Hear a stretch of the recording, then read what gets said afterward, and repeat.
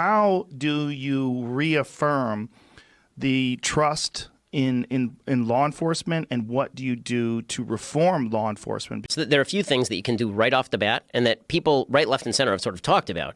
And one of them is that you can abridge qualified immunity in certain areas. So qualified immunity is the idea that you're not liable to civil suit if you don't do something bad that has specifically had a precedent in law. So you could do something bad, but as long as nobody else has done the same exact bad thing before, you're not subjected to civil liability. You could curb that. Explain that again? It's a little complicated. So qualified immunity generally means that if I do something bad, then as a police officer, if I act within the scope of my general reasonable authority, you can't sue me for it. The actual way if you do something bad, what if you shoot somebody while you're operating? Right.